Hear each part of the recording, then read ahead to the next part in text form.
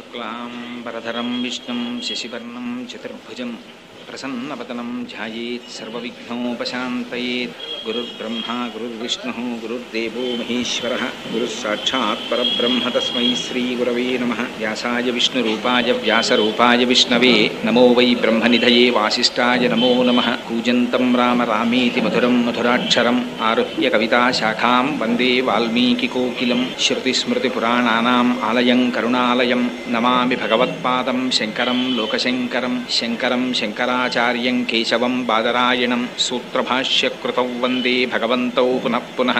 ईश्वरो गुरुरात्मेति मूर्तिभेदविभागिने व्योमवद्व्याप्तदेहाय दक्षिणामूर्तये नमः। वागर्धाविव सम्पृक्तौ वागर्धप्रतिपत्तये जगतः पितरौ वन्दे पार्वतीपरमेश्वरौ।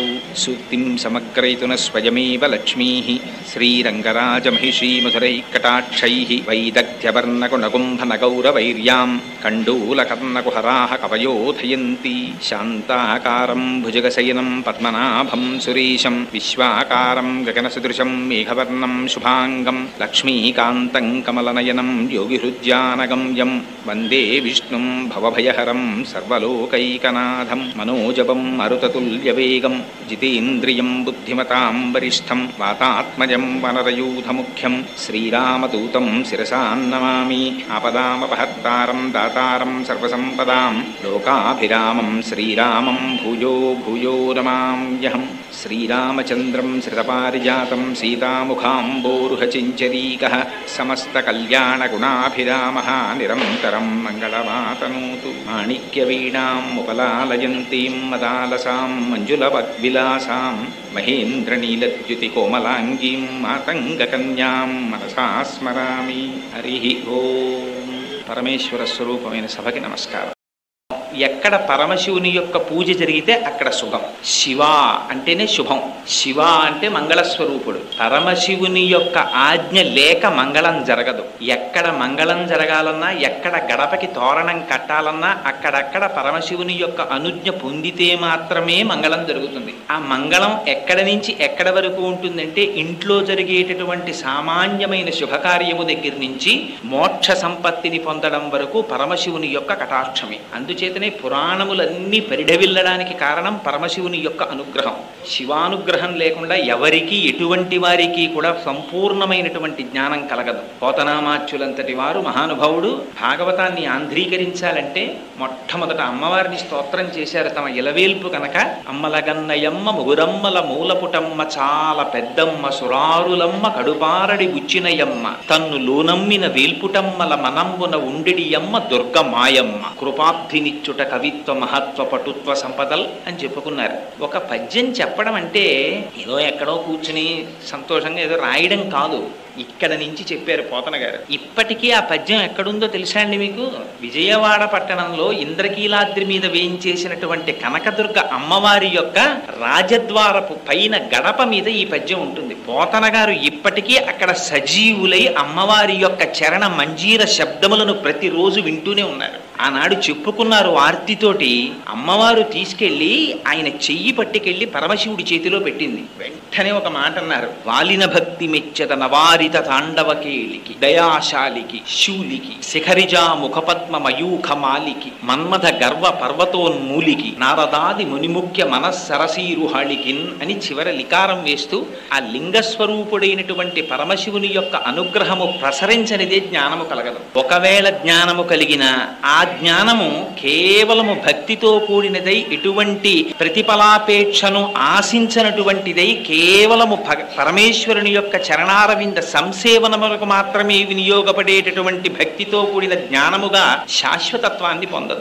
పోతన గారు ఒక మాట చెప్పుకుంటారు, శ్రీకైవల్య పదంబు కోరుటకునై చింతించదన్ లోకరక్షైకారంభకు భక్తపాలన కళా సౌరంభకున్ దానవోద్రేక స్తంభకు కేళిలోల విలస దృగ్జాల సంభూత నానా కంజాత భవాంట కుంభకు.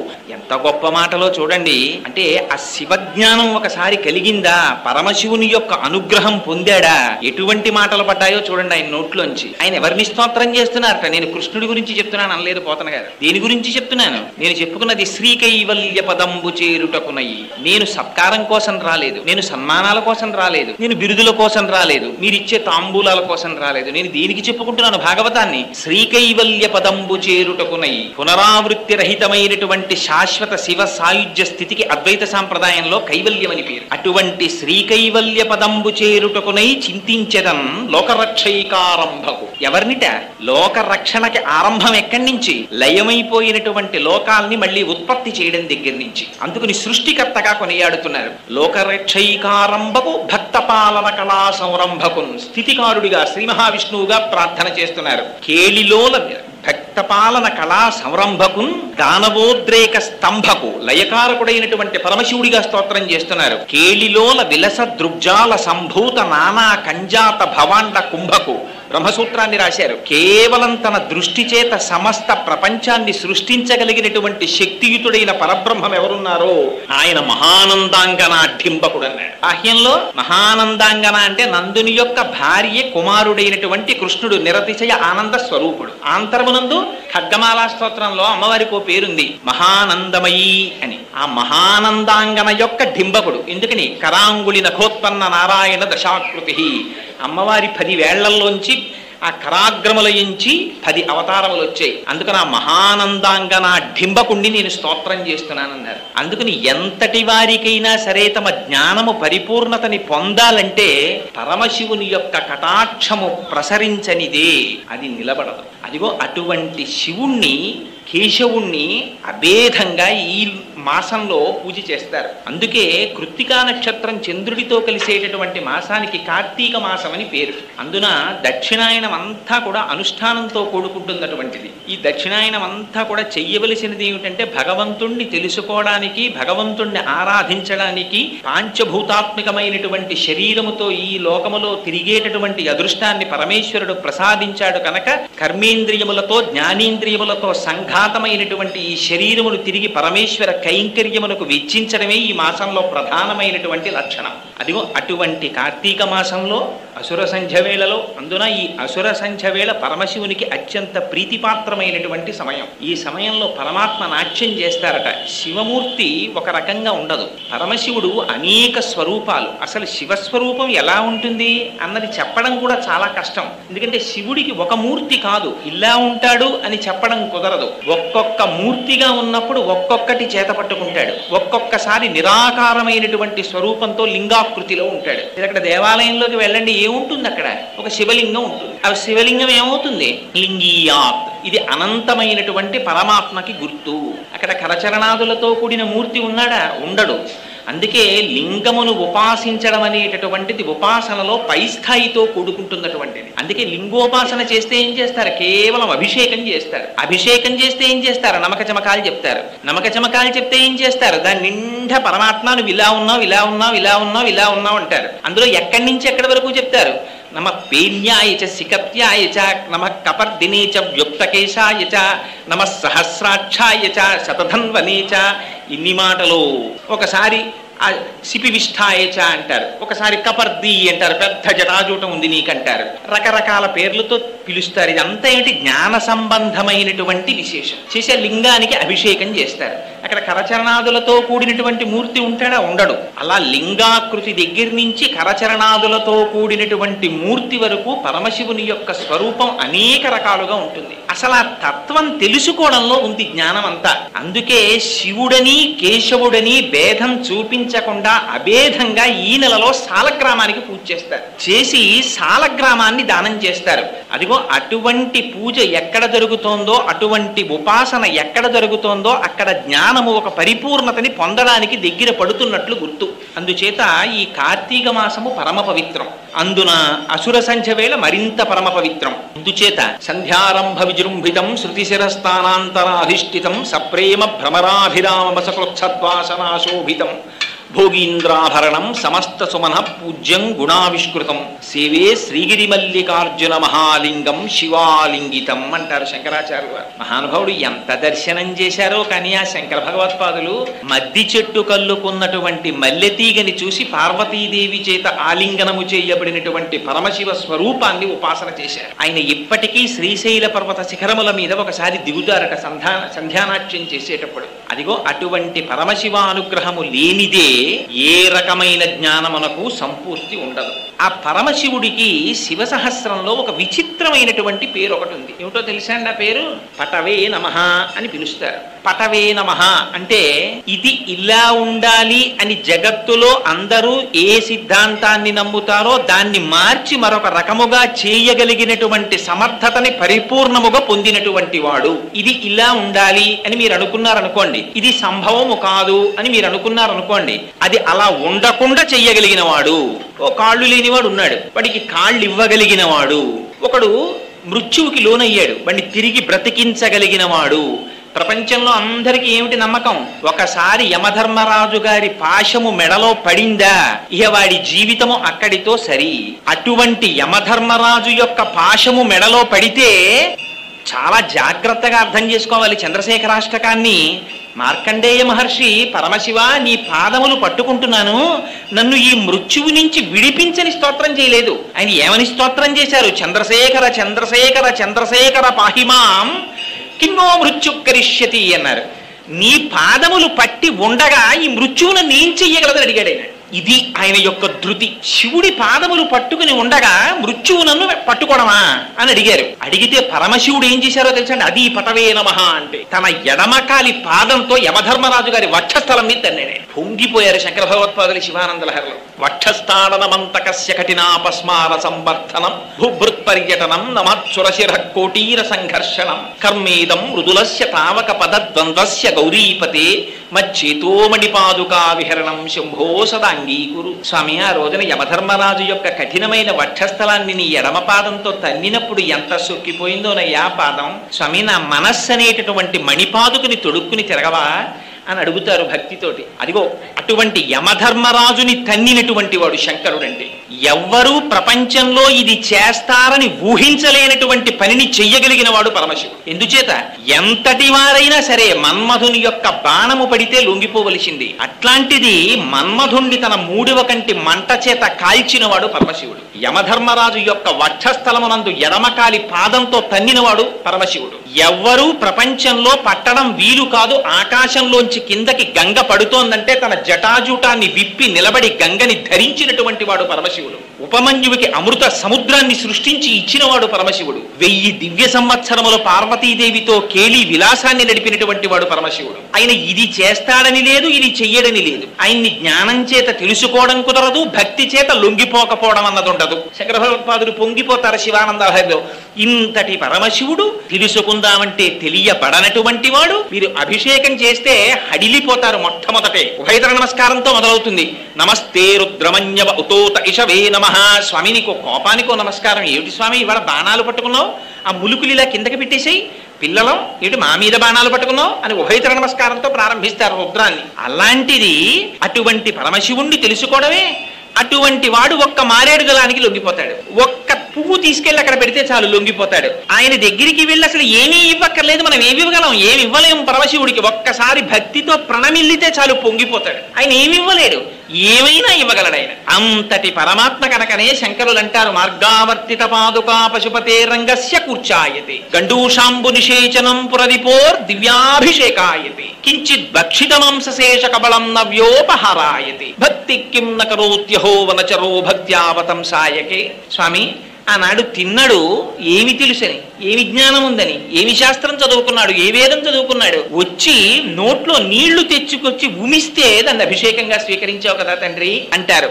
అంతటి శక్తి కలిగినటువంటి వాడు పరమశివుడు. అంటే అటువంటి శివారాధనం ఎక్కడ జరుగుతుందో, అటువంటి శివుణ్ణి ఎక్కడ పిలుస్తారో, అందుకే కలియుగంలో మహేశ్వరార్చన చాలా గొప్పది. ఎక్కడ శివ అన్న 2 అక్షరములు దొల్లుతుంటాయో అక్కడక్కడికి యమధర్మరాజు యొక్క భటులు కూడా ప్రవేశించలేరు. అంతటి మహానుభావుడు పరమశివుడు. అంటే ఆయన చేసినటువంటి మహోత్కృష్టమైనటువంటి లీల ఆ గంగమ్మ తల్లిని తన శిరస్సునందు ధరించడం. అందుకే ఈయనకి గంగాధర, గంగాధరుడు అని ఒక నామం. శంకరుడు చేసినటువంటి లీలలు అతిమానుషమైనటువంటి చేష్టితములు. అది ఎవ్వరూ ఊహించలేరు, చెయ్యలేరు. అదిగో ఆ గంగ ఎంత చిత్రమైనదంటే ఇప్పటికీ మనకి సంప్రదాయంలో ఒక రహస్యం ఉంది. మీరు పూజ చెయ్యాలి అని కూర్చున్నారనుకోండి, మీరు తెచ్చుకున్నటువంటి లౌకికమైనటువంటి జలముల చేత మీరు ఏ పూజ చెయ్యడానికి పనికిరాదు. అందుకని ఏం చేస్తారు, అక్కడ ఒక కలశపాత్రని పెట్టి అందులోకి గంగే చ యమునే చైవ గోదావరి సరస్వతి నర్మదే సింధు కావేర్యౌ జలేస్మిన్ సన్నిధిం కురు అని అడుగుతారు. అందులో మొట్టమొదట గంగానది పేరు చెప్తారు. అమ్మా నువ్వు వచ్చి నీళ్లలో ప్రవేశించమ్మా అని ఒక పువ్వు పట్టుకుని తిప్పుతారు. దాని మీద చేతిని ఆచ్ఛాదిస్తారు. ఆ తర్వాత ఆ నీటిని తీసి ఏదో ఉమామహేశ్వర పూజార్థం దురితక్షయకారకాః కలశోదకేన దేవం ఆత్మానం పూజాద్రవ్యాణి చ సంప్రోక్ష్య అని ఆ నీళ్లు జల్లితే అప్పుడు పూజార్హత కలుగుతుంది. అంతటి శక్తివంతమైనటువంటి గంగానదిని మీరు తెచ్చుకున్న లౌకిక జలములలోకి ఆవాహన చేస్తే తప్ప ఆ నీటికి పవిత్రత ఏర్పడడం లేదంటే ఇంకా తనంత తానుగా గంగ ఎంత పరమ పవిత్రమైనటువంటిది. ఆ గంగకి పవిత్రత ఎక్కడి నుంచి వచ్చింది? అంత పవిత్రత. ఆ గంగని పరమశివుడు ఎందుకు ధరించవలసి వచ్చింది? ఆయనకి గంగాధర అన్న నామం ఎందుకు వచ్చింది? ఇవాళ ఈ గంగావతరణం అనేటటువంటి సన్నివేశాన్ని చెప్పించాలనేటటువంటి ప్రచోదనం వెనకాతల ఉన్నవాడు కూడా పరమశివుడు. ఎందుచేత నేను ఈ మాట అంటున్నానో తెలుసా అండి?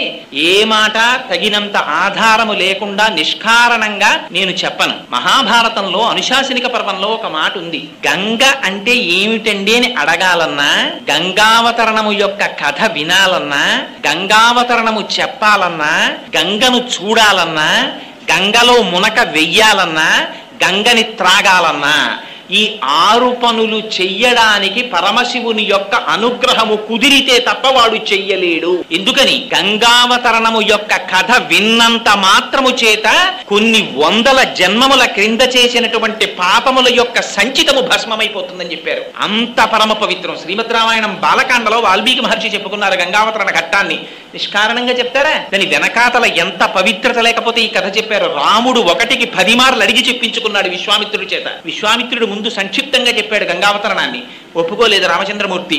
నాకు ఇంకా వినాలనుంది గురుదేవా, త్రిపథగగా అసలు ఆ గంగ ఎందుకు అవతరించింది నాకు చెప్పవలసింది అని గురువు యొక్క పాదములు పట్టి ప్రార్థిస్తే తన శిష్యుని యొక్క దైన్యమును చూసి ఉండలేక, ఆయన యొక్క ఆర్తిని చూసి చెప్పకుండా ఉండలేక, నిండిపోయినటువంటి బింది అంచుల నుండి నీరు కారిపోయినట్లు తాను అనుభవించినటువంటి భగవంతుని యొక్క వాత్సల్యాన్ని గుణాన్ని తనలో దాచుకోలేక విశ్వామిత్రుడి యొక్క నోటి నుండి వాక్కులై ప్రవహిస్తే వచ్చినటువంటి కథ గంగావతరణం. అంత పరమ పవిత్రమైనటువంటి గంగావతరణం గురించి ఒక మాట చెప్తారు. ఏమా మాట?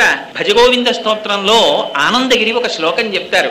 భగవద్గీత కించితి ధీత గంగాజలలవ కణికాపీత సకృతపేన మురారి సమర్చ క్రియతే తస్య యమేన నచర్చ. యమధర్మరాజుతో చర్చ ఉండదుట. ఏమిటండి యమధర్మరాజుతో చర్చ? మేము ఎప్పుడైనా పిలిచామా డిస్కషన్స్ కి అంటే? ఉంటుంది చర్చ. ఎప్పుడు ఉంటుంది? చిట్ట చివరి కాలంలో ప్రాణోత్క్రమణం అయిపోతున్నప్పుడు ఆయన ప్రతినిధులుగా ఆయన భటులు వస్తారు. వచ్చి పాశములు వేసి లాగుతూ ఉంటారు. బ్రతికియున్నన్నాళ్ళు నీ భజన తప్పను కాని మరణకాలమునందు మరతునేము ఆవేళ యమదూతలాగ్రహంబున వచ్చి ప్రాణముల్ పెకలించి పట్టునప్పుడు కపవాత పైత్యముల్ కప్పగా శ్రమచేత కంపముద్భవమంది కష్టపడుచు నారాయణాయంచు నా జింహతో నిన్ను పిలుతునో శ్రమచేత పిలువలేను నాటికిపుడి నీనామస్మరణ చేతు చివినిడవయ్య భూషణ వికాస శ్రీధర్మపుర నివాస దుష్ట సంహార నరసింహ దురిత దూరా అంటారు. ఆ పాశాలు వేసి లాగేస్తుంటే కపవాత పైత్యములు ప్రకోపించేస్తే ఆ ప్రాణవాయువు వ్యానం దొరకకుండా అటు ఇటు పరిగెడుతుంటే భయంకరమైన రూపాలతో భటులు లాగేస్తుంటే నా వాళ్ళున్నారు నేను రానని జీవుడు ఏడుస్తుంటే ఆనాడు చర్చ అవుతుంది. అంత బాధ అక్కర్లేదుట. అసలు యమధర్మరాజు గారు దగ్గరికి రావలసిన అవసరం ఉండదట. సాక్షాత్తుగా పార్వతీ పరమేశ్వరులు వచ్చి దర్శనమిచ్చి ఓం త్రయంబకం యజామహే సుగంధిం పుష్టివర్ధనం ఉర్వారుకమివ బంధనాన్ మృత్యోర్ముక్షీయమామృతాత్ అంటుంది మృత్యుంజయ మహామంత్రం. పండిపోయిన దోస పండు ముచిక నుంచి విడిపోయినంత తేలికగా పాంచభౌతికమైనటువంటి శరీరములోంచి ప్రాణము విడువడి పరమాత్మ యొక్క పాద సన్నిధానమును చేరుకునేటటువంటి అనాయాస మరణము లభించాలంటే ఎక్కడెక్కడ భగవద్గీతలోని ఒక్క శ్లోకమును అర్థము చేసుకుని చదివి అనుష్ఠానము చేసిన గంగాజలలవ కణికాపీత ఒక్క గంగ చుక్క నోటిలోకి స్వీకరించిన క్రియతే తస్య మురా ఒక్కసారి జీవితంలో మురారి అంటే మురా అంటే రాక్షసిని సంహరించినటువంటి శ్రీ మహావిష్ణువు యొక్క అర్చనము చేసిన క్రియతే తస్య యమేన నచర్చ అటువంటి వాడికి యమధర్మరాజుతో సంవాదం లేదుట. అందున పరమ పవిత్రమైనటువంటి కార్తీక మాసంలో అసుర సంధ్య వేళలో పరమశివుడు అటుపక్కన హనుమ, వెనక సుబ్రహ్మణ్యుడు, ఇంతమంది మహాభాగవతులు కూర్చున్నటువంటి పరమ పవిత్ర ప్రాంగణంలో గంగావతరణ కథాఘట్టాన్ని వినడం అంటే అది శివానుగ్రహం లేకుండా జరిగే విషయమా, చెప్పడం జరిగే విషయమా? అందున పవిత్ర వృక్షములు అని ఈ మధ్య తిరుమల తిరుపతి దేవస్థానం వాళ్ళు ఒక పుస్తకాన్ని రిలీజ్ చేశారు. ఇలా ఎక్కడైనా రావి చెట్టు, వేప చెట్టు ఒకదాని పక్కన ఒకటి నిలబడితే వేప చెట్టు పురుష స్వరూపం, రావి చెట్టు స్త్రీ స్వరూపం. ఈ రెండింటి పక్క నుంచి వచ్చేటటువంటి గాలి చేత సంతానమును పొందడానికి ప్రతిబంధకమైనటువంటి రోగము లోపల ఉన్నట్టయితే అటువంటి రోగమును విరిచెయ్యగలిగినటువంటి ఓషధీతతో కలిగినటువంటి గాలి ఆ కొమ్మల మించి వస్తుంది. అందున క్రింద స్వామి సుబ్రహ్మణ్యుడుండగా, పరమశివుడుండగా, సాక్షాత్తుగా దేవతావృక్షములు ఇక్కడ నిలబడి ఉండగా, అందున పరమశివుడికి హరికేశాయోపవీతి నే పుష్టానాం పతయే నమో నమో అని పేరు. ఆయన ఆకుపచ్చటి ఆ చెట్లన్నీ ఆయన శిరోజములుగా ఉంటాయి. అటువంటి పరమ పవిత్ర ప్రాంగణంలో ఇవాళ గంగావతరణం అనేటటువంటి కథాఘట్టాన్ని చెప్పాలి అని మనం సంకల్పిస్తే అవుతుందా? శివానుగ్రహం ఉంటే ఆ స్వామి పలికించుగాక అని ప్రార్థన చేసి, సరే ఇంతకన్నా ఇంట్రడక్షన్లోకి వెళితే సమయం అంతా దానికే సరిపోతుంది కనుక ఆ గంగావతరణ ఘట్టాన్ని ప్రస్తావన చేసే ప్రయత్నాన్ని చేస్తాను. శ్రీమద్ రామాయణంలో బాలకాండలో రామచంద్రమూర్తి తాటకా సంహారం చేసిన తరువాత విశ్వామిత్ర మహర్షితో కలిసి బయలుదేరి వెడుతున్నప్పుడు శోణానదీ తీరంలో కూర్చున్నప్పుడు అడిగారు, అసలు ఈ గంగ ఎందుకు అవతరించింది? ఈ గంగ స్వర్గలోకం నుంచి భూమి మీదకి ఎందుకు పడింది? అలా పడినప్పుడు వచ్చినటువంటి అవరోధములు ఏమిటి? ఎందుకు రావలసి వచ్చింది? నాకు ఈ కథాఘట్టాన్ని వివరించవలసింది అని అడిగారు. విశ్వామిత్ర మహర్షి సంక్షిప్తంగా ఆ కథని వర్ణించారు. కానీ రామచంద్రమూర్తికి తెలుసుకోవాలనేటటువంటి కుతూహలము పరిపూర్ణముగా ఉన్నవారు కనుక నాకు దీని చేత తృప్తి లేదు. ఈ గంగని త్రిపథగా అని పిలుస్తారు.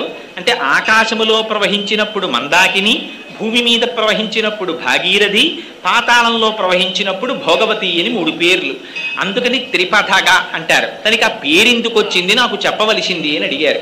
అడిగితే విశ్వామిత్ర మహర్షి దాన్ని పూర్వోత్తర భాగముల కింద 2 కింద చెప్పారు. ఎంత చిత్రం అంటే అసలు ఇది చెప్పవలసినటువంటి సమయం ఆసన్నమైనప్పుడు విశ్వామిత్ర మహర్షి నోటి వెంట అనుకోకుండా పక్క సర్గంలో 2 పరమాద్భుతమైనటువంటి విషయములు ప్రస్తావన చెయ్యబడ్డాయి. ఒకటి కందోత్పత్తి, సుబ్రహ్మణ్యేశ్వర స్వామి వారు ఎలా జన్మించారనేటటువంటి రహస్యాన్ని ముందు సర్గాల్లో చెప్పారు. ఎందుకని హిమవంతుడనేటటువంటి పర్వతరాజుకి మేరువు యొక్క కుమార్తె అయినటువంటి మనోరమ భార్య. ఆ భార్యాభర్తలిద్దరికీ కూడా 2 కుమార్తెలు. పెద్ద కుమార్తె పేరు గంగ, రెండవ కుమార్తె పేరు ఉమ. రెండవ కుమార్తె అయినటువంటి ఉమ పరమశివుని గురించి ఘోరమైనటువంటి తపస్సు చేసి అపర్ణయై స్వామికి భార్య అయింది.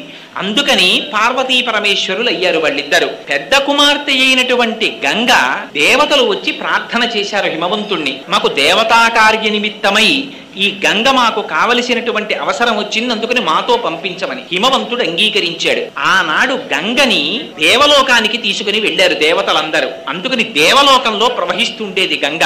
భూమి మీద కాని రసాతలంలో కాని అప్పటికి గంగా నది లేదు. అటువంటి పరిస్థితులలో ఒక విచిత్రమైనటువంటి సమయం ఆసన్నమైంది. అందులో అయోధ్య నగరాన్ని సగరుడనేటటువంటి ఒక మహారాజు పరిపాలిస్తూ ఉండేవారు. ఆయన పేరే సగరుడు. గరం అంటే విషం, విషము లోపల ఉన్నవాడు కాబట్టి సగరుడని పేరు. అదేంటంటే విషం లోపల ఎందుకుంది అంటే ఆ వంశంలో ఒక విచిత్రమైనటువంటి విషయం జరిగింది. అసితుడు అని సగరుని యొక్క తండ్రి. ఆయన హిమాలయ పర్వత ప్రాంతములలో కూర్చుని భృగు మహర్షి యొక్క ఆ ప్రశ్రవణం మీద కూర్చుని తపస్సు చేసుకుంటున్నటువంటి సమయంలో రాజు యొక్క 2 భార్యలు గర్భవతులయ్యారు. కానీ పెద్ద భార్య రెండవ భార్యకి కుమారుడు జన్మించకూడదనేటటువంటి ఆక్రోశంతో విషాన్ని పెట్టింది. ఈ విషయం తెలియనటువంటి ఈ రెండవ భార్య వెళ్ళి భృగు మహర్షి యొక్క పాదముల మీద పడి వేడుకుంది. భృగు మహర్షి త్రికాలవేది కనుక ఆమె కడుపులో పెరుగుతున్నటువంటి పిండములు సంహరించడానికి విషప్రయోగము జరిగిందని గుర్తించి అమ్మాయికి అపారవంతమైన తేజోవంతుడు కీర్తివంతుడు అయినటువంటి కుమారుడు జన్మిస్తాడు. కానీ విషముతో జన్మిస్తాడు కాబట్టి గరముతో కూడినవాడు కనుక సగరుడవుతాడని పేరు పెట్టారు. అదిగో ఆ సగరుడు అయోధ్య నగరాన్ని పరిపాలిస్తున్నాడు. ఆయనకి 2 భార్యలు. మొదటి భార్య పేరు కేశిని. ఆవిడ గొప్ప ధర్మశాస్త్రం తెలుసున్నటువంటి వ్యక్తి, మహాపతివ్రత, సాధ్వి. 2వ భార్య పేరు సుమతి.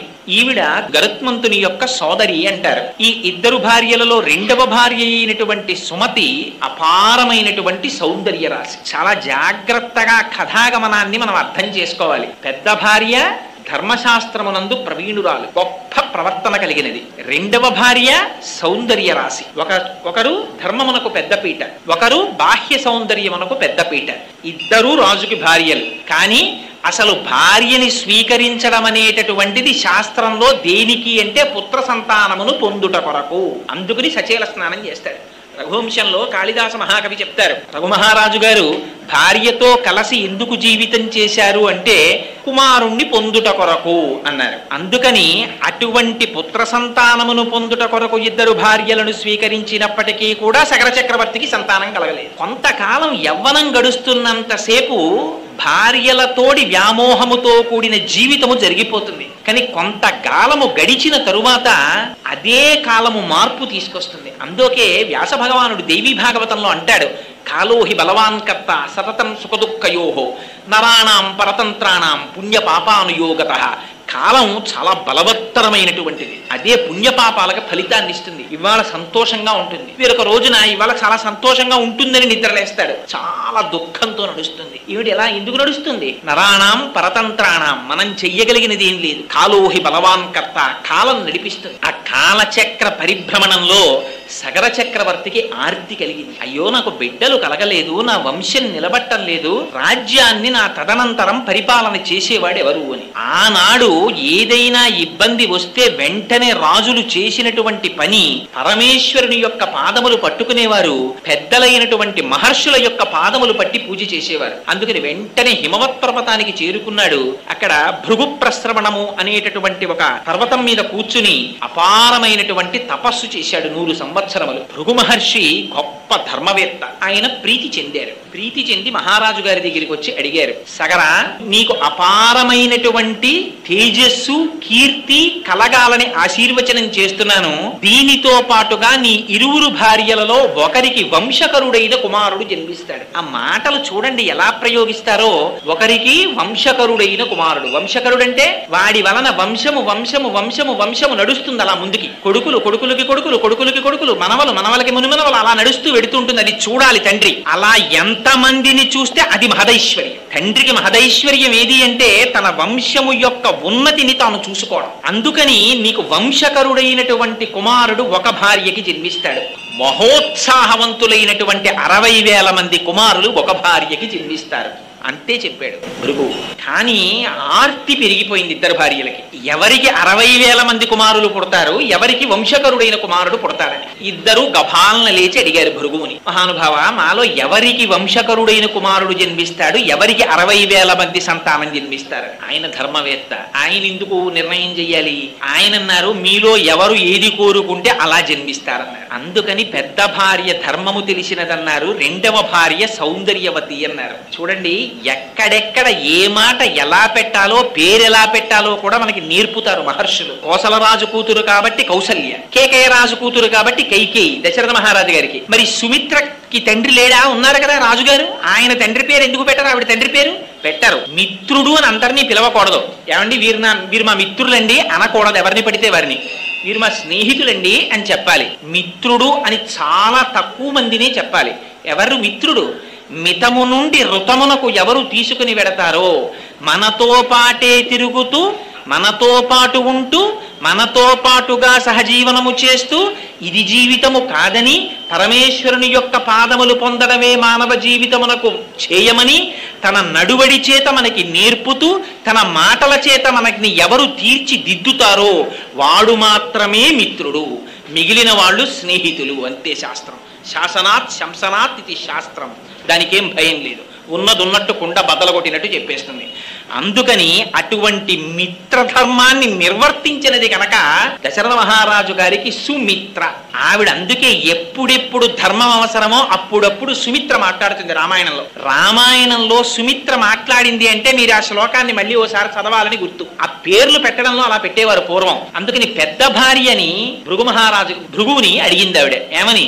స్వామి, మునేస్తు వచనం శ్రుత్వా కేశినీ రఘునందన పుత్రం వంశకరం రామ జగ్రాహం నృపసన్నిధౌ అన్నారు రామాయణంలో. ఆవిడ భృగువుని ప్రార్థన చేసిందిట, నాకు వంశకరుడైనటువంటి కుమారుడు కావాలి అని అడిగింది. ఎందుకు వస్తుంది భార్య భర్త చెయ్యి పట్టి?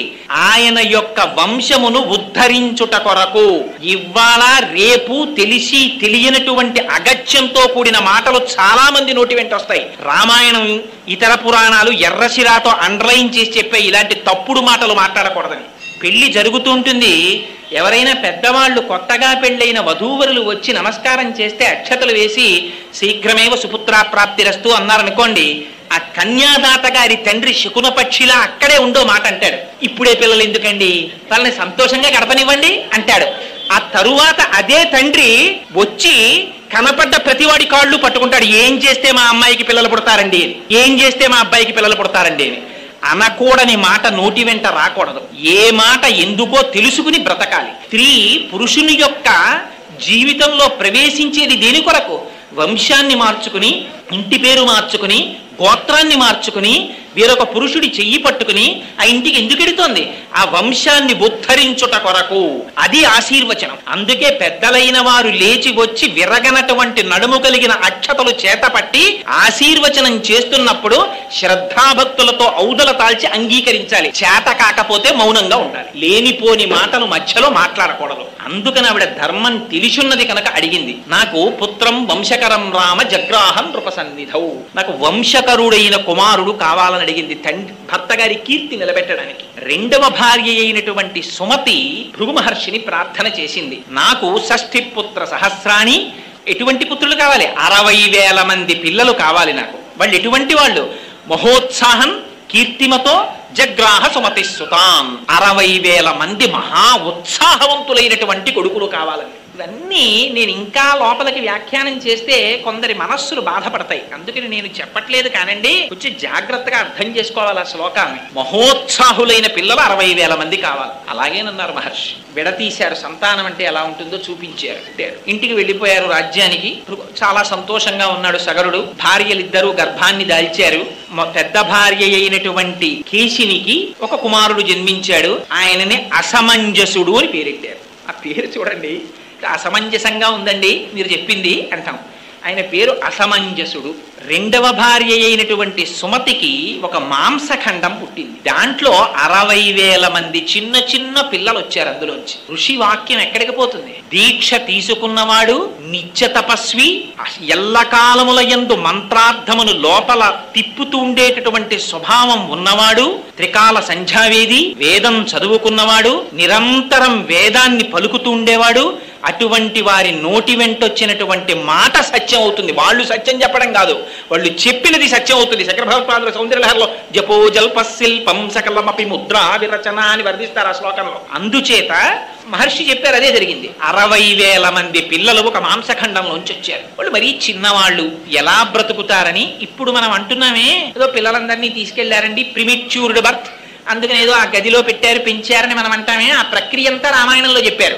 ఈ 60,000 మంది పిల్లల్ని తీసుకెళ్లి నీతి భాండములలో పెట్టారు. పెట్టి ఆ పిల్లల్ని పెంచారు, దాదులు పెంచితే 60,000 మంది పెద్దవాళ్ళు అయ్యారు. ఇటు అసమంజసుడు పెద్దవాడయ్యాడు. ఈ 60,000 మంది పిల్లలు మహోత్సాహులయ్యారు. వాళ్ళకి ఏమిటి? అన్నింటికీ ఉత్సాహమే. ఇది చెయ్యడమా చేయకపోవడమా వివేకం కాదు. ఇలా అనేటప్పటికీ ఉత్సాహం అంతే, చేసేయడమే. ప్రతిదానికి ఉద్రేకమే, అటువంటి స్వభావం. దాంతో వీళ్ళు మహోత్సాహం కీర్తిమతో జగ్రాహ సుమతి సుతాన్, అటువంటి పిల్లలు పుట్టారు. అందుకని ఇటుపక్క అసమంజసుడు పెద్దవాడయ్యాడు. పేరే అసమంజసుడు కదండి, ఆయనకి యోగ దృష్టి ఉంది. తర్వాత చెప్తారు రామాయణంలో దాన్ని. ఆ అసమంజసుడికి ఒక విచిత్రమైన లక్షణం ఉండేది. పిల్లలందరినీ పిలిచేవాడు రాజ్యంలో ఉన్న వాళ్ళని. ఒరే రండిరా, మనందరం సరయూ నది ఒడ్డుకెళ్ళి ఆడుకుందాం అనేవాడు. ఆ పిల్లలందరూ పాపం ఈ అసమంజసుడి వెనకాతల వెళ్ళేవారు. వెడితే ఈ పిల్లలందరినీ ఆ నదిలో తోసేసి వాళ్ళ మీదకెక్కి తొక్కి చంపేసేవాడు. వాళ్ళు ఊపిరాడక చచ్చిపోయేవారు, సంతోషపడిపోయి ఇంటికి వచ్చేసేవాడు. ఇది చూశారు చాలా కాలం ప్రజలు. వెళ్ళి రాజుగారికి చెప్పారు, అయ్యా మీ కుమారుడు చేసినటువంటి అకృత్యము వలన మా పిల్లలు ఎందరో సరయూ నదిలో మరణిస్తున్నారు. ఇది సగర చక్రవర్తి అంటే. లేకపోతే మహర్షుల చేత చెప్పబడవు ఆ చరిత్రలు. ఇతరులకి ఎటువంటి శిక్షో తన కుమారుడికి అటువంటి శిక్ష. అట్లా రాజ్యములో ఉండేటటువంటి ప్రజలకి ఉపద్రవాన్ని తీసుకొస్తూ ప్రవర్తిస్తున్నాడు కనుక ఏవం పాప సమాచార సజ్జన ప్రతిపాదక పౌరాణామహితోముక్తో పుత్రో నిర్వాసిత పురాన్ అన్నారు. వెంటనే రాజ్య బహిష్కారం విధించాడు సగరుడు. నువ్వు రాజ్యంలోంచి వెళ్ళిపో అరణ్యాలకన్నాడు. వెళ్ళిపోయాడు అసమంజసు. ఆయనకొక కుమారుడు ఉన్నాడు, వంశకరుణ్ణి కదండి కోరుకుంది మరి, అందుకని అంశుమంతుడు. ఆ అసమంజసుని యొక్క కుమారుడి పేరు అంశుమంతుడు. ఆ అంశుమంతుడు మాత్రం సగర చక్రవర్తి దగ్గర ఉండిపోయాడు. అసమంజసుడు అరణ్యములకు వెళ్ళిపోయాడు. చాలా కాలం అయిపోయింది, పెద్దవాడైపోయాడు సగర చక్రవర్తి. ఆయనకి అశ్వమేధ యాగం చెయ్యాలనిపించింది. ఏదైనా చెయ్యాలి అని అనిపించగానే ఎక్కడ పడితే అక్కడ చేసేయకూడదు. అందుకే మనకి శాస్త్రం జాగ్రత్తగా చెప్తుంది. వాడు చేసేది పొద్దున్నే పూజకు కూర్చుంటాడు, వాడింట్లోనేగా రోజు చేస్తున్నది కాదేంటి, కుదరదు. అపవిత్ర పవిత్రో వా సర్వావస్థ అంగతోపి వా యస్మరేత్ పుండరీకాక్షం సబాహ్యాభ్యంతర శుచి. నీళ్లు తీసి చల్లుకోవలసిందే. అయ్యా లోపల బయట అంతా శుచియగుగాక. అదేంటండి మా ఆవిడ తుడిచింది కదా గది, కుదరదు. అశౌచం ఉంది, దాన్ని నువ్వు మంత్రంతో మాత్రమే విరవగలవు. మా ఇంట్లో భూతాలు ప్రేతాలు రావండి, హనుమవి పెద్ద పెద్ద విగ్రహాలు పెట్టాం, కుదరదు. ఉత్తిష్టంతు భూత పిశాచాః ఏతే భూమి భారకాః చెప్పవలసిందే, దాంతో పాటు వస్తాయి. అందుకని శాస్త్రం అలాగే మాట్లాడింది. అందుచేత వంశకరుడైనటువంటి కొడుకు కనుక అంశుమంతుడు ఉన్నాడు. ఆ అంశుమంతుడితో అశ్వమేధ యాగం చేయాలంటే ఎక్కడ చెయ్యాలని ఆలోచించాడు. ఎక్కడ పడితే ఎక్కడ, ఏది పడితే అది చెయ్యడం కుదరదు. అందుకని అవతల హిమవత్ పర్వతానికి ఇవతల వింధ్య పర్వతానికి మధ్యలో ఉన్న ప్రదేశాన్ని ఆర్యావర్తము అంటారు. అది యజ్ఞభూమి, పరమ పవిత్రమైనటువంటి భూమి. జటావల్లభుల పురుషోత్తం గారు మహానుభావుడు వ్యాఖ్యానం చేశారు ధర్మమంజరిలో. నిజంగా అసలు భారతదేశంలో ఇటువంటి యజ్ఞభూమిలో పుట్టడమే మన అదృష్టం అన్నారు.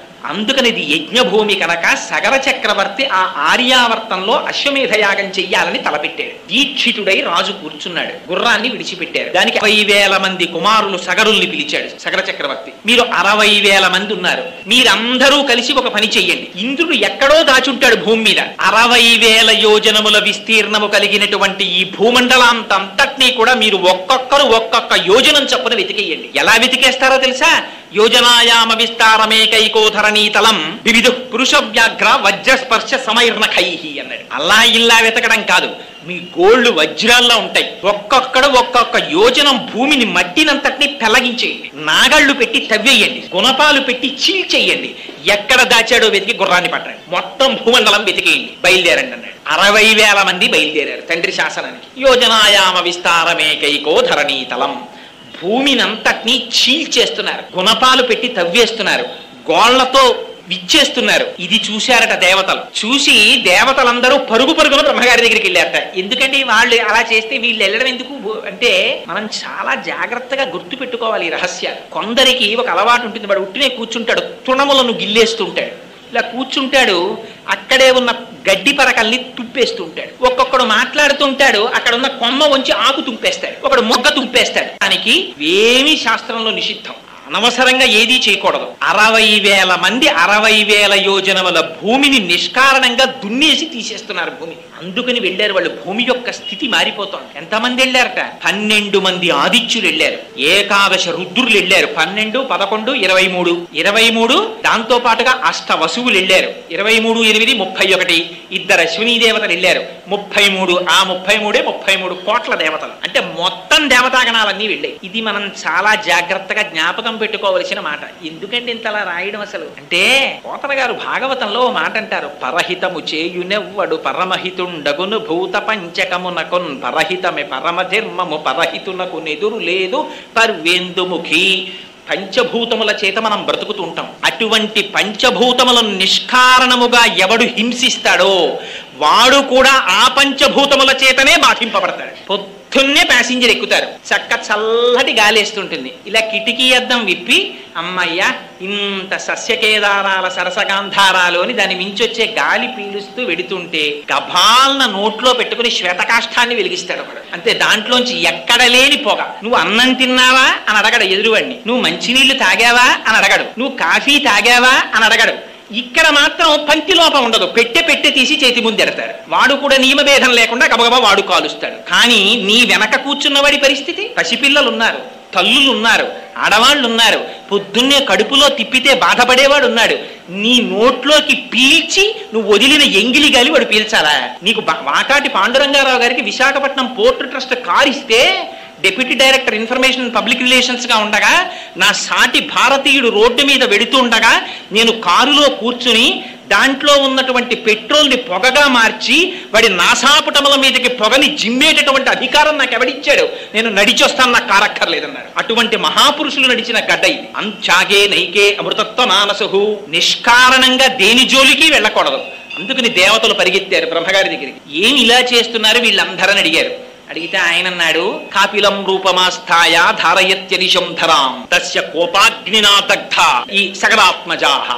మీరేం బెంగ పెట్టుకోకండాయా, ఇదిగో చూశారా కపిల మహర్షి రూపంలో ఇవాళ ఈ భూమండలాన్నంతటినీ కూడా వాసుదేవుడు కాపాడుతున్నాడు. ఆయన తప్పిస్తున్నాడు ఇప్పుడు పాతాళ లోకంలో. ఇలాంటి దుష్కృత్యములు చేసినటువంటి వారి పట్ల పరమాత్మ యొక్క ఆగ్రహము ఏదో ఒకనాడు ప్రసరిస్తుంది. ఆ ప్రసరించిన నాడు భస్మరాశి కృతా సర్వే, వాళ్ళందరూ కూడా బూడిద రాసులైపోతారు. అటువంటి చేటుకాలం దాపురిస్తుంది. వాళ్ళు అల్పాయుర్దాయము కలిగిన వారు నిష్కారణముగా పంచభూతముల జోలికి వెళ్ళారు కాబట్టి వాళ్ళ ఆయుర్దాయం క్షీణించిపోతోంది. విధి అలా నిర్ణయించింది. అందుకని మీరు బెంగ పెట్టుకోకండి, వెళ్ళిపోండి అన్నాడు. వెళ్ళిపోయారు దేవతలందరూ. వీళ్ళు భూమినంతటినీ దున్నేశారు.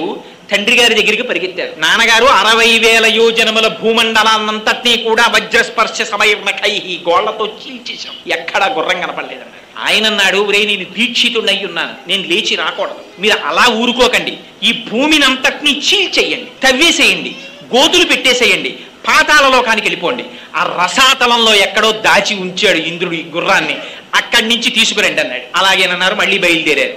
బయలుదేరి ఆ భూమండలాన్నంతటినీ కూడా చీల్చేస్తున్నారట. చీల్చి గోతులు తవ్వి లోపలికి వెళ్ళారు. సాగరుని యొక్క కుమారులైన సాగరుల చేత తవ్వబడినటువంటి గోతులలోకి తర్వాత కాలంలో వచ్చి నిలబడినటువంటి నీటికే సాగరములని పేరు. ఆ తవ్వి వాళ్ళు లోపలికి వెడుతుంటే రాక్షసులు, నాగులు, పన్నగములు, దేవతలు, మనుష్యులు ఎందరో అడ్డొచ్చారు. అందరినీ సంహరించి లోపలికి వెళ్ళిపోయారు. వెళ్ళిపోతుంటే వాళ్ళు మొట్టమొదట తూర్పు దిక్కుకి వెళ్ళారట.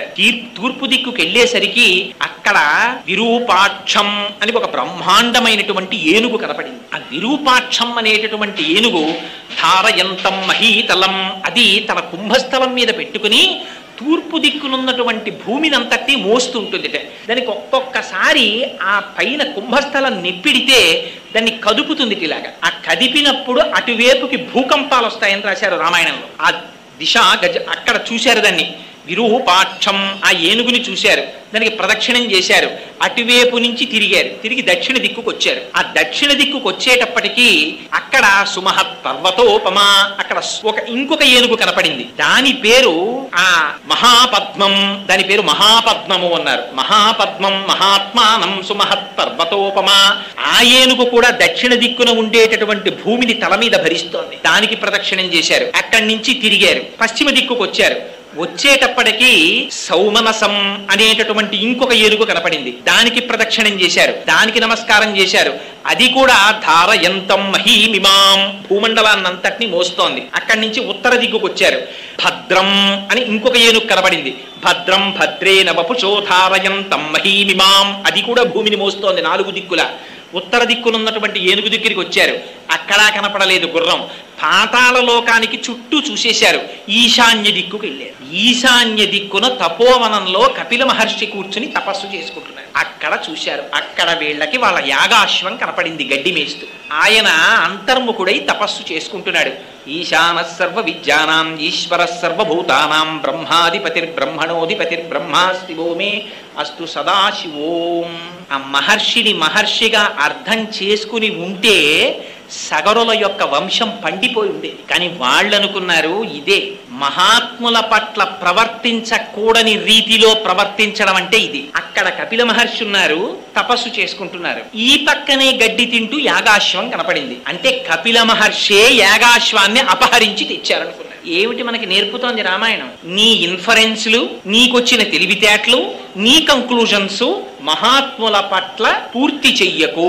నీకేదో కొంత జ్ఞానం ఉందని, వారు ఎక్కడో కనపడ్డారని వెంటనే వారికి పేరు పెట్టేసి వారికి ఏదో తేడాగా నిర్ణయాలు చేసేసి నువ్వు తీర్పులు చెప్పకు, లేనిపోని ఉపద్రవాలు వస్తాయి. చూశారు కపిల మహర్షిని చూసి ఈయనే యాగాశ్వం ఎత్తుకొచ్చాడు అనుకున్నారు. అనుకుని చేతిలో పెద్ద పెద్ద గుణపాలు పట్టుకున్నారు, నాగళ్ళు పట్టుకున్నారు. ఆ చేతులతోటి దుర్మార్గుడు ఈ కపిల మహర్షిని హింసించండి అని చెప్పి ఆయన మీదకెళ్ళి పడిపోదామని పరిగెడుతున్నారు 60,000 మంది. చూశారు. శ్రుత్వాతు వచనం తేషాం కపిలో రఘునందన రోషేణ మహపావిష్టో హుంకారమకరోత్తదా తస్య కోపాగ్నినా దగ్ధా భవిష్యంతి నృపాత్మజాః. ఆయన భస్మరాశి కృతా సర్వే కాకుచ్చ సకరాత్మజాః. ఆయన వెంటనే చేతిలో ఆయుధం పట్టుకోలేదట కపిల మహర్షి. మహాతపస్సు కలిగినటువంటి వారి లక్షణం అలా ఉంటుంది. ఆయన మొహం ఎర్రపడిందిట. ఏమిట్రా 60,000 మంది నేను గుర్రాన్ని ఎత్తుకొచ్చానని నా మీదకి వస్తున్నారా అని చూశారట. రోషేణ మహతావిష్టో, మొహం రోషం పుంజుకున్నారట. హుంకారమకరోత్తదా, హాయ్ అని పెద్ద హుంకారం చేశారట. సుందరకాండలో చెప్తారు, ప్రమమాధోరసాకాంక్షి కేచిత్తస్య నినాదేన తత్రైవ పతితా భువి. హనుమ ఒక్క పెద్ద నాదం చేశారంటే 10,000 మంది రాక్షసులు చచ్చిపోయారు. అలా ఒక్కసారి హుంకారం చేశారు కపిల మహర్షి. చేసేసరికి ఈ 60,000 మంది సగరులు కూడా బూడిద రాశులై పడిపోయారు. పడిపోయేటప్పటికీ ఆశ్చర్యపోయారు అందరూ. కపిల మహర్షి యొక్క తేజస్సు నుంచి ఉద్భవించినటువంటి కోపాగ్ని చేత కాలి బూడిదైపోయారు. ఈ వార్త ఎంతో కాలం నుంచి ఎదురు చూస్తున్నారు. ఈ సగరులు తిరిగి వస్తారు, గుర్రాన్ని పట్టుకొస్తారని. వీళ్ళు రారు, అక్కడ యజ్ఞం పూర్తవదు. చూశాడు సగరుడు, మళ్ళీ పిలిచాడు అంశుమంతుడిని. ఈ మాట నువ్వెళ్ళు పాతాళానికి, కానీ ఒకటి జాగ్రత్త, వెళ్ళేటప్పుడు నీకు విరోధులైన వారు ఉంటారు కాబట్టి ఖడ్గాన్ని బాణాల్ని ధనస్సుని పట్టుకుని బయలుదేరు. పూజనీయులైనటువంటి వ్యక్తులు కనపడినప్పుడు మాత్రం వారిని పూజించి నమస్కరించి మాత్రమే వెళ్ళు. ఎవరిని పడితే వారిని వేధించి మాత్రం ప్రయాణించకని చెప్పాడు. బయలుదేరి తన ముందు తన తండ్రులైనటువంటి సగరులు ఎలా వెళ్ళారో అలాగే రసాతలానికి బయలుదేరాడు. సరే, మొట్టమొదటే కనపడింది ఆ విరూపాక్షం అనేటటువంటి ఏనుగు కనపడింది. ప్రదక్షిణం చేసి నమస్కారం చేశాడు. చెయ్యగానే ఆ విరూపాక్షం ఆశీర్వచనం చేసింది. అక్కడ నుంచి దక్షిణ దిక్కుకొచ్చాడు సగరుల్లాగే. అక్కడికొచ్చి అక్కడ ఉన్నటువంటి ఆ మహాపద్మం అనేటటువంటి ఏనుగుకి ప్రదక్షిణం చేసి నమస్కారం చేశాడు. అదే ఆశీర్వచనం చేసింది. ఆ తర్వాత మిగిలిన ఏనుగులకి నమస్కారం చేశాడు. ఈశాన్య దిక్కుకు వెళ్ళాడు. కపిల మహర్షి ఆశ్రమం కనపడింది, గుర్రం కనపడింది. వెంటనే ఒక నమస్కారం చేశాడు. చేసి ఆ గుర్రాన్ని తీసుకొద్దామని దగ్గరికి వెళ్ళాడు. 60,000 మంది యొక్క భస్మరాశులు కనపడ్డాయి. వల ఏడిచాడు. అయ్యయ్యో, నా తండ్రులు 60,000 మంది బూడిదైపోయారు. వీళ్ళకి ఉత్తరగతులు లేవు. ఎందుకని? క్రోధాగ్ని చేత సంహరింపబడ్డారు. అందుకని ఊర్ధ్వలోకాలు లేవు, ఇటు అధోలోకాలు లేవు. ఆ మధ్యలో అంతరిక్షంలో ఎక్కడో వేలాడుతుంటారు. వీళ్ళకి ఉత్తమ గతులు కల్పించాలి. ఇందుకు ఈ మాట రామాయణంలో కొన్ని తరాల వరకు తప్పించారు దీనికోసం. ఎందుకో తెలుసా అండి? కొడుకై పుట్టినటువంటి వాడి లక్షణము తండ్రి గారి దగ్గర డబ్బట్టుకుపోవడం, తండ్రి గారి ఆస్తి పంచుకోవడం కాదు. మరి ఏమిటి కొడుకు యొక్క లక్షణము? తండ్రికి ఉత్తమ గతులు కల్పించుట, తను కొడుకై పుట్టినందుకు. అందుకని కొడుకు, అటువంటి వాడికే పుత్రుడని పేరు. అందుకని చూశాడు, అయ్యో మా తండ్రులకు నేను ఎలా ఉత్తమ గతులు కల్పిస్తానని బాధపడ్డాడు. అని గబగబా వెళ్ళి అక్కడ నీళ్లు కనపడలేదు, తర్పణలు ఇవ్వాలి. పరిగెత్తుకెళ్ళి నీళ్లు తెద్దామని వెడుతున్నాడు. అక్కడి నుంచి వెంటనే ఒక్కసారి మేనమామ గారైనటువంటి గరుత్మంతుడు మాట్లాడాడు కనపడి. అయ్యో నాయనా, వీళ్ళు మరణించినటువంటిది సామాన్యమైనటువంటి దోషం చేత మరణించలేదు, మహానుభావుడైన కపిల మహర్షి యొక్క ఆగ్రహం చేత మరణించారు. వీళ్ళకి సామాన్య జలాలతో తర్పణ కుదరదు. హిమవంతుని యొక్క పెద్ద కుమార్తె అయిన గంగమ్మ తల్లిని తీసుకొచ్చి ఆ గంగా జలాలతో వీళ్ళకి తర్పణ ఇవ్వాలి. ఆ గంగ వీళ్ళ భస్మరాశుల మించి ప్రవహించాలి. అప్పుడు వీళ్ళకి ఉత్తమ గతులు వస్తాయి. అప్పటి వరకు రావన్నాడు. చూశాడు, విన్నాడు. ఒక్క సుపర్ణ వచనం శ్రుత్వా సోంశుమాన్ అతివీర్యవాన్ త్వరితం హయమాధాయ పునరాయాన్ మహాయశాహ అన్నారు. ఆ గుర్రాన్ని తీసుకుని బాధపడుతూ వచ్చి సగర చక్రవర్తికి ఈ వార్త చెప్పి యజ్ఞాన్ని పూర్తి చేశాడు. సగర చక్రవర్తి విశ్వ ప్రయత్నం చేశారు తన కుమారులకి ఉత్తమ గతులు కల్పిద్దామని. కానీ పెద్దవాడైపోయాడు, శరీరాన్ని విడిచిపెట్టేశాడు. ఆ తరువాత అంశుమంతుడు రాజయ్యాడు. మీరు ఒక్క విషయం జ్ఞాపకం పెట్టుకోవాలి. రామాయణంలో వంశంలో వీళ్ళందరూ రాజులైనప్పుడల్లా ఇదే చెప్తుంటారు మహర్షి. వీళ్ళందరికీ ఏమిటి కోరికంటే గంగ తీసుకురావాలి ఆకాశంలోంచి. అంశుమంతుడు రాజయ్యాడు. ఎలాగైనా గంగని తీసుకొచ్చి మా పితరుల్ని ఉద్ధరించాలనుకున్నాడు. కానీ ఆయన తపస్సు చేయలేకపోయాడు, గంగని తేలేకపోయాడు, శరీరాన్ని విడిచిపెట్టేశాడు. దిలీపుడు రాజయ్యాడు. దిలీప మహర్షి సామాన్యుడు కాడు, రఘువంశంలో వర్ణిస్తారు. సరే, ఇప్పుడు మనకు అది ఎందుకు కానంటే ఆ దిలీప మహారాజు గారు కూడా తేలేకపోయాడు. ఆ తర్వాత భగీరథుడు రాజు అయ్యాడు. ఆ భగీరథుడు రాజు అవుతూనే నా పితృదేవతల్ని ఎలా రక్షించుకోవాలి, వాళ్ళని ఎలా ఉద్ధరించాలి అని ఆలోచించట. ఆలోచించి మహానుభావుడు బ్రహ్మగారి గురించి తపస్సు మొదలుపెట్టాడు. ఎవరికి ఏ సమస్య వచ్చినా మొట్టమొదట బ్రహ్మగారి గురించి తపస్సు చేస్తారు. నేను అప్పుడప్పుడు అంటూ ఉంటాను, ఆయన కన్సల్టెంట్ ఫిజిషియన్ లాంటి వాడు అని. అందుకని ఆయనతోనే మొట్టమొదటి తపస్సు ప్రారంభం. ఆయన తపస్సు కూడా ఎలా చేశాడో తెలుసా అండి? భగీరథుడు బ్రహ్మగారి గురించి ఇలా తపస్సు చేసేశాడండి, బ్రహ్మగారు ప్రత్యక్షమైపోయారండి అలా ఏం చెప్పలేదు రామాయణంలో. చతుర్ముఖ బ్రహ్మగారిని సాకారముగా ఈ కన్నులతో దర్శనం చెయ్యడానికి, తన పితృదేవతల్ని ఉద్ధరించడానికి భగీరథుడు ఎంత ప్రయత్నం చేశాడో చూడండి. ఇవాళ సంవత్సరానికి ఒక్కరోజు తండ్రికి తద్దినం పెట్టడానికి మనకి టైం ఉండట్లేదు. మనం రామాయణానికి వారసులం, సిగ్గుపడాలి మనం నిజంగా. ఆ భగీరథుడు ఎంత తపస్సు చేశాడంటే ఊర్ధ్వబాహు పంచతప అని, ఊర్ధ్వబాహు పంచతప మాసాహారో జితేంద్రియ రస్యవర్ష సహస్రాణి ఘోరే తపసి తిష్ఠిత అన్నారు. ఆయన మామూలుగా తపస్సు చేయలేదట. ఊర్ధ్వబాహు రెండు చేతులు పైకెత్తి ఇలా పెట్టేట, 10 నిమిషాలు పెడితే గోడలు నిప్పెడతాయి మనకి, అలా పెట్టి ఉండిపోయేట ఊర్ధ్వబాహు. పోనీ అలా ఉండడం కాదుట, పంచతప శరీరాన్ని ఎంత శోషింపజేశాడంటే 4 పక్కల అగ్నిహోత్రాన్ని పెట్టుకున్నట్ట. కన్నులు ముయ్యకుండా సూర్య భగవానుణ్ణి అలా చూస్తూ ఉండేవట. అది ఎంత క్లేశం చూడండి నిజంగా. ఊర్ధ్వబాహు పంచతప మాసాహారో.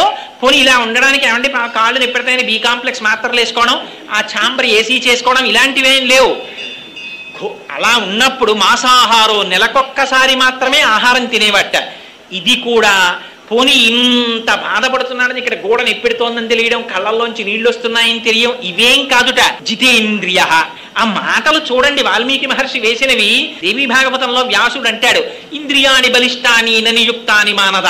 ఏమిటో నువ్వు ఇన్ని కబుర్లు చెప్తావు, అక్కడికి వెళ్ళిపోయానండి, ఇక్కడికి వెళ్ళిపోయానండి, అది చేశానండి, ఇచ్చేసానండి అని చెప్తావు. ఏది నీ కన్ను చూడకూడదన్న దాన్ని చూడకుండా ఆపు చూస్తాను, చూడలేవు. ఇంద్రియాణి బలిష్టాని ననియుక్తాని మానద. భ్రమన్ సర్వతీర్థేషు స్నాత్వా స్నాత్వా పునః పునః నిర్మలన్న మనోయావత్ తావత్ సర్వం నిరర్థకం అంటాడు.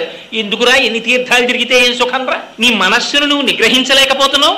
లోకములన్నయున్ గెలిచినాడ ఇంద్రియానీకము చిత్తమున్ గెలువనేరవు.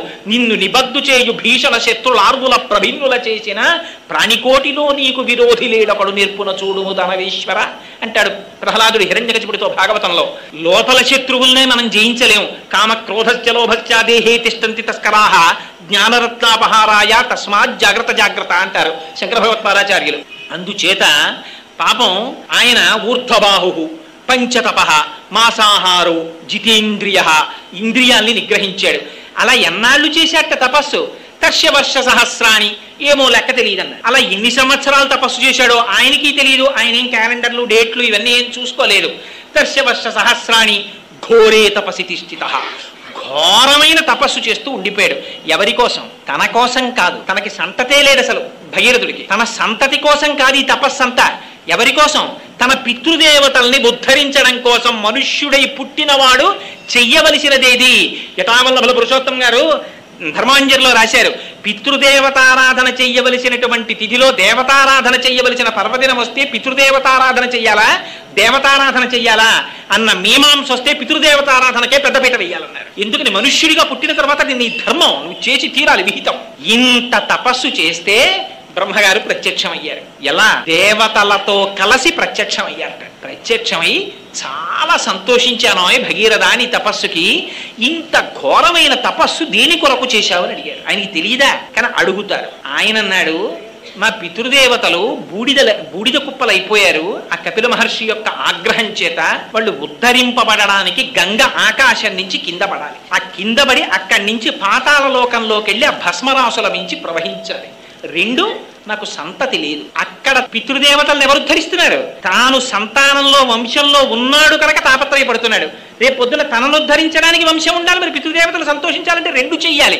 ఏమిటి? పితృ రుణం తీర్చుకోవాలంటే తాను పెళ్లి చేసుకుని పిల్లల్ని కని తీరాలి. అందుకని వివాహం చేసుకోవాలి. రెండవది ఏమిటి? తన పితృదేవతల్ని ఉద్ధరించడానికి కావలసినటువంటి పితృకార్యాన్ని తాను నెరవేర్చాలి. అందుకని మరి తనకి బిడ్డలు కావాలి కదా. అందుకని నాకు బిడ్డలు లేదన్నాడు. ఆయన అన్నాడు, నీకు బిడ్డలు కలుగుతారు, వరం ఇస్తున్నాను. కానీ మొదటి కోరికున్నదే ఆకాశం నుంచి గంగ కింద పడాలని అడిగావు కదా భగీరథ. అది గంగాయా పతనం రాజన్ పృథివీన సహిష్యతి.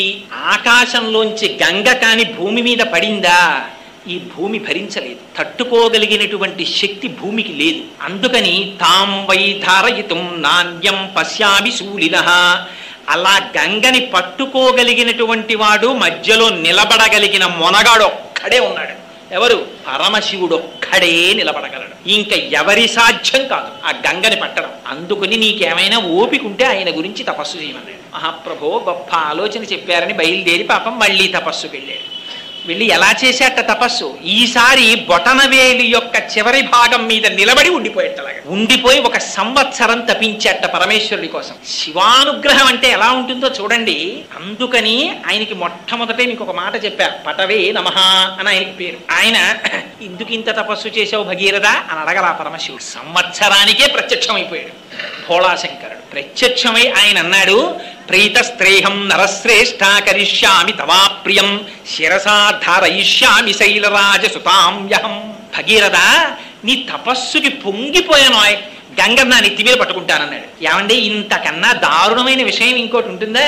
ఏమండి, మేము 7 అంతస్తుల బిల్డింగ్ కట్టుకుంటున్నాం, ఆ పైనుంచి కొంచెం నీళ్లు కిందకు వదిలేయాలి, ఈ మధ్యలో పట్టుకుంటే ఆ ఫౌండేషన్ దెబ్బతింటుంది, కాస్త మీరు పురాణం బాగా చెప్తారు కదా, వచ్చి కొంచెం మీరు నించుంటారా అని అడిగాడు అనుకోండి. ఎవడి నెత్తినైనా నీళ్లు గుమ్మరిస్తే పట్టుకునేవాడు ఉంటాడండి ప్రపంచంలో. దానికి ఒప్పుకున్నాడు ఆయన. ఇది పరమశివుడి యొక్క సౌజన్యం అంటే. ఎలా అడిగితే కాదు, అడగకుండా నేను వచ్చి పట్టుకుంటాను. ప్రీతస్తేహం నరశ్రేష్ఠ కరిష్యామి తవాప్రియం శిరసా ధారయిష్యామి శైలరాజసుతాంయహం. నేను పట్టుకుంటాను అన్నాడు. రమ్మన్నారు. తీసుకెళ్లారు. మహానుభావుడు హిమాలయ పర్వతముల మీద నించున్నాడు. నించుని నడుము మీద 2 చేతులు వేసుకుని నిలబడ్డాడు. పడమన్నాడు గంగని. పడమంటే ఆ గంగ ఆకాశంలోంచి బయలుదేరింది. బయలుదేరి మంచి ప్రవాహంతో బయలుదేరి వచ్చేస్తోంది కింద పడదామని. ఎందుకని బ్రహ్మగారు అనుజ్ఞనిచ్చారు. పరమశివుడు అలా నిలబడిన నాడు నువ్వు కిందకు పడని చెప్పాడు. అందుకని వచ్చింది. చూసిందిట పరమశివుడిని కింద. చూసి ఒక పెద్ద నవ్వు నవ్విందిట. ఏమిటో విర్రాడు, నన్ను పట్టుకుంటానని నించున్నాడు. అక్కడి నుంచి నేను కింద పడితే ఆ బుర్ర ఉంటుందా? అదిరిపోతుంది. తెలియక చాలా మంది జలపాతాల కిందకి వెళ్ళి కపిల తీర్థంలోనూ అక్కడ ముందు గబుక్కును బోడిగుండు పెట్టేస్తారు. పెట్టేసిన తర్వాత తల అదిరిపోతుంది. అమ్మో, అప్పుడు 2 చేతులు పైరెట్టుకుని మళ్ళీ జలపాతం కింద నిలబడుతుంటారు. జలపాతం కిందే నిలబడలేం కదా, పైగా జలపాతం కింద స్నానం చేస్తే ముందు సంతోషంగా ఉంటుందండి. 15 నిమిషాల జలపాతం కింద మీరు స్నానం అదే పనిగా చేసేసి వచ్చేసారనుకోండి, తల దర చప్పులు ఉండిపోతుంది. ఎందుకంటే ఆ నీళ్లు పడిన సౌండ్కి అది అబ్జార్బ్ చేసుకుని ఉంటుంది. ఆ తర్వాత కాసేపు రైలు ఎక్కినా బస్సు ఎక్కినా ఇది ఎప్పటికీ తగ్గుతుందని భయం వేస్తుంది మనకి. అందుకని అలాంటిది గంగావతరణాన్ని భరించడమా? ఏమిటో విర్రాడిలా నించున్నాడు పాపం. ఓ పని చేస్తాను, వచ్చి ఇంతలా నించున్నాడు కదా, అందుకని ఈయనకి ఇచ్చే కానుక ఏమిటంటే, నేను మొసళ్లతో, తాబేటికాయలతో, ఎండ్రకాయలతో, చేపలతో పైనుంచి కింద పడి ఈయన అహంకారం పోయేటట్టుగా ఈయన్ని కూడా పాతాళానికి ఈడ్చుకుపోతానండి. ఆయనకి తెలిసిందన్నారు పరమశివుడికి. ఎలా తెలుస్తుంది? ఆయన సర్వభూతముల యందు ఉంటాడు. శివుడు లేకపోతే మంగళం ఎక్కడుందండి? లోపల ఆయన ఉన్నాడు కాబట్టి మంగళం. బాగున్నారా బాగున్నారా బాగున్నారా అని పిలుస్తారు. ఒక్కసారి ఆయన బయటికి వెళ్ళిపోయాడు అనుకోండి, షీ పోతుంది, షా అవుతుంది. అది శవం అయిపోయి చాపేసి బయట పడుకోబెట్టేస్తాడు. అందుకని ఆయనకి తెలియదు ఎక్కడ ఎవడేమనుకుంటున్నాడో.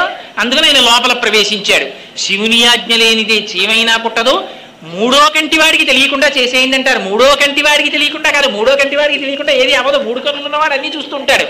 3వ కంటికి తెలియకుండా అంటే ఈ 2 కళ్ళకే తెలియాలి సుమాన్ దాని అర్థం.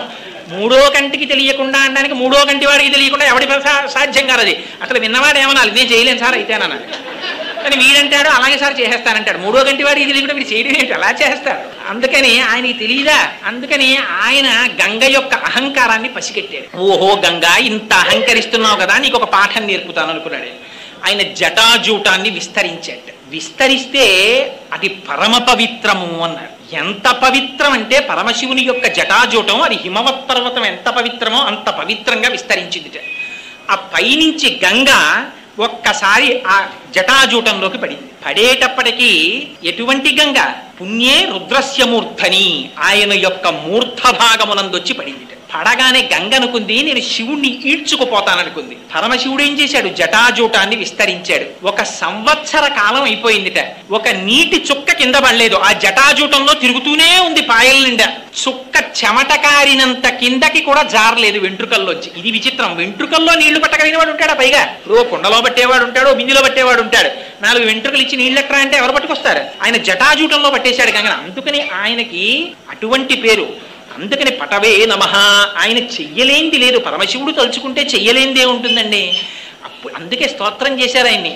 జటాటవీగల జల ప్రవాహ పావిత స్థలే గళే వలం వ్యలం వితాంభుజంగ తుంగ మాలికాం ఢమఢమఢమన్ నినాదమడ్డవర్వయం చకార చండ తాండవం తనోతున శివస్థితం జటాకటాహ సంభ్రమ భ్రమం నిలింప నిర్ఝరీ విలోల బీచి వల్లరీ విరాజమాన మూర్ధని ధగద్ధగద్ధగజ్వలల్లలాట పక్ష పావకే కిశోర చంద్రశేఖరే రతి ప్రతిక్షణం మమ అని ఆ మహానుభావుడు జటాజూటంలో నీళ్లు పెట్టుకుని సాయంకాలం వేళ సంధ్యానాట్యం చేస్తుంటే కుండలో నీళ్లు గిరగిరా గిరగిరా తిరిగినట్టు తిరుగుతూ ఉంటుంది ఆ గంగ.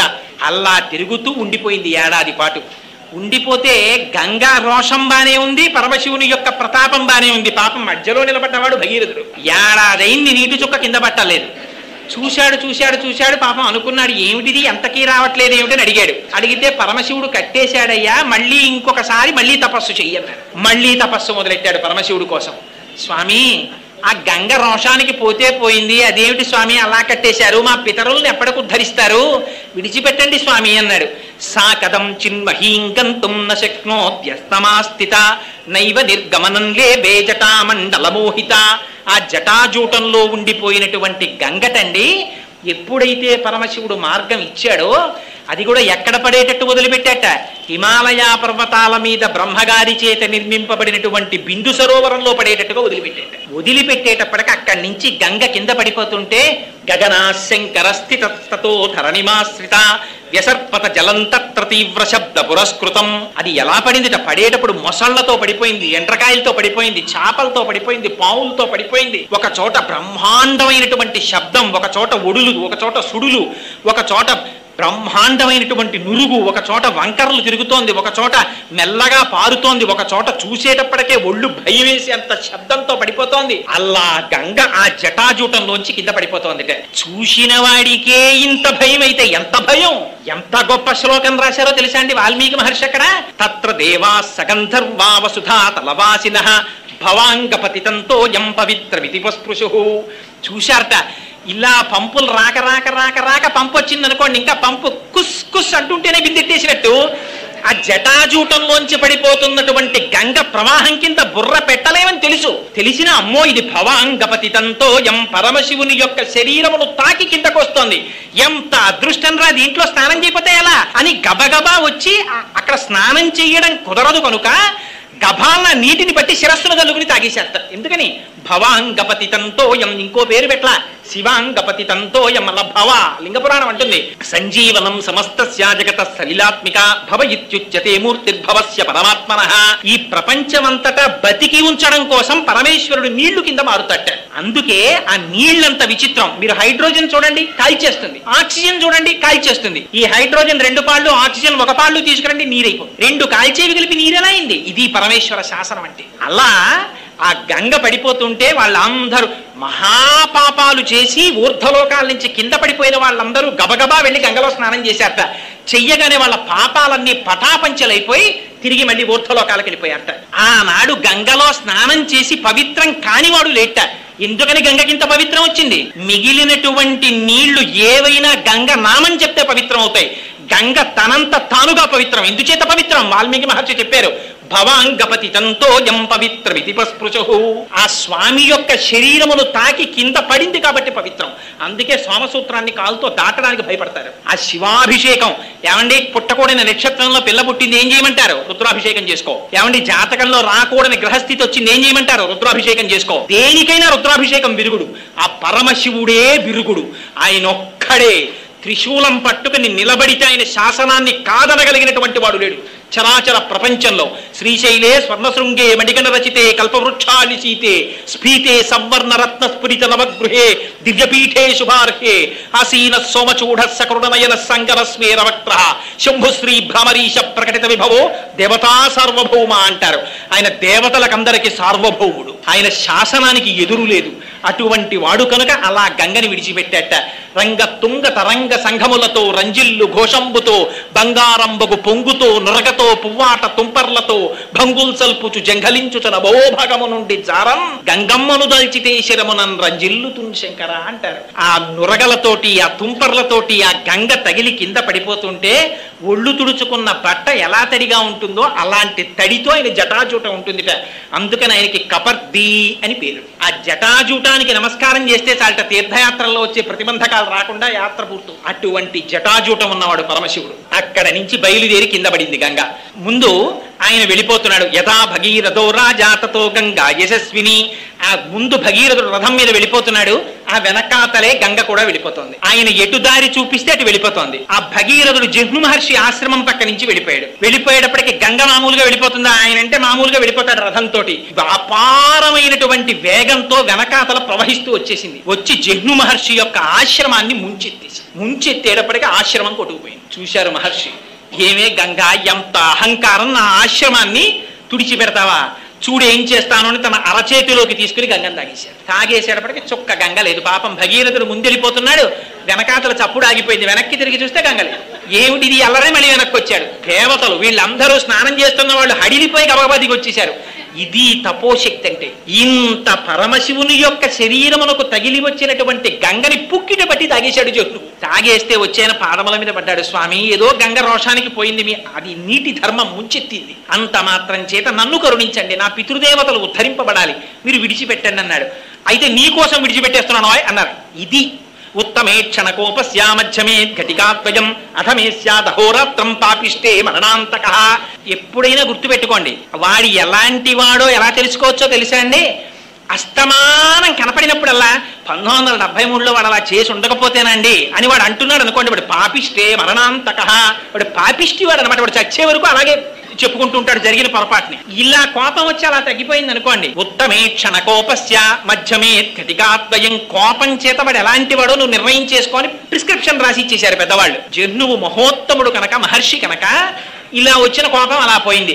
అయ్యో నీ కోసం విడిచిపెట్టేస్తున్నానయ్యా అన్నాడు అని తన చెవుల్లోంచి విడిచిపెట్టేశాడు గంగని. జహ్నువు యొక్క చెవుల్లోంచి వచ్చింది కాబట్టి జాహ్నవి అయింది. తస్మాత్ జహ్ను సుతా గంగా జాహ్నవి జాహ్నవి ప్రోచిత. ఆ జహ్నువు యొక్క చెవుల్లోంచి వచ్చింది కాబట్టి జాహ్నవి అని పేరు పెట్టుకుంది.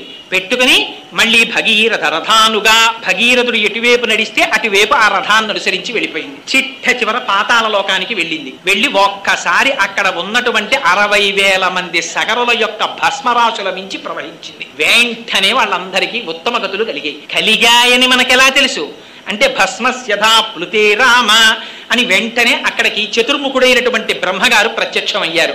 రాజాన విదమబ్రవీత్. ఆ భగీరథుడితో ఈ మాట చెప్పారు. ఏమని?